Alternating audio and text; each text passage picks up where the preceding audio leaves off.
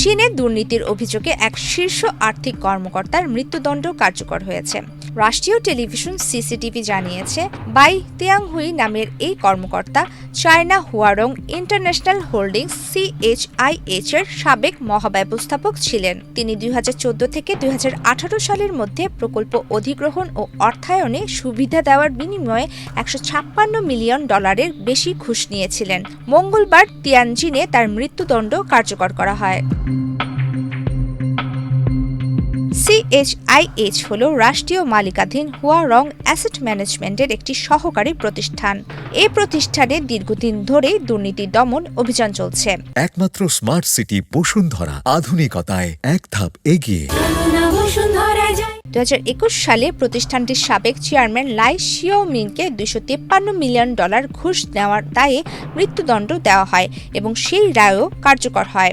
এরপর আরও বেশ কয়েকজন কর্মকর্তা দুর্নীতির কারণে তদন্তের মুখে পড়েছেন। চীনে সাধারণত দুর্নীতির মামলায় মৃত্যুদণ্ড ঘোষণা করা হলে অনেক ক্ষেত্রে 2 বছরের স্থগিতাদেশ দেওয়া হয় এবং পরে তা আজীবন কারাদণ্ডে রূপান্তরিত হয়। তবে বাই তিয়ানহুইয়ের ক্ষেত্রে এ ধরনের কোনো স্থগিতাদেশ ছিল না।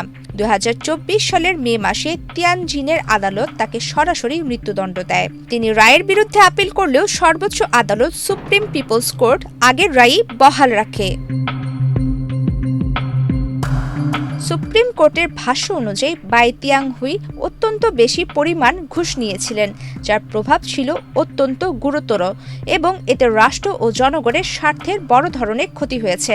মৃত্যুদণ্ড কিভাবে কার্যকর করা হয়েছে সে বিষয়ে কোনো তথ্য প্রকাশ করা হয়নি। চীন মৃত্যুদণ্ড সংক্রান্ত তথ্যকে রাষ্ট্রীয় গোপনীয়তা হিসেবে বিবেচনা করে, যদিও মানবাধিকার সংগঠনগুলোর ধারণা প্রতি বছর দেশটিতে হাজার হাজার মানুষকে মৃত্যুদণ্ড দেওয়া হয়। চীনের আর্থিক খাতে দুর্নীতি দমনের সাম্প্রতিক পর্যায়ে বাই সর্বশেষ উচ্চপদস্থ কর্মকর্তা যিনি এমন শাস্তির মুখোমুখি হলেন। গত সেপ্টেম্বরে চীনের শীর্ষ সিকিউরিটিজ নিয়ন্ত্রক সংস্থার সাবেক প্রধান ই হুইনম্যানের বিরুদ্ধে তদন্ত শুরু হয়। এ বছরের মার্চে রাষ্ট্রীয় ব্যাংকিং গ্রুপ এভারব্রাইটসের সাবেক চেয়ারম্যান লি শিয়াংওপেং $60 মিলিয়ন ঘুষ নেওয়ার অপরাধে 15 বছরের কারাদণ্ড পান।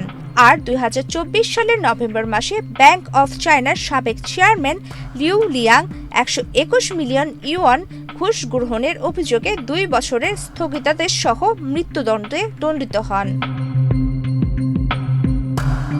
প্রমিতি কিবরিয়া ইসলাম, বাংলাদেশ প্রতিদিন।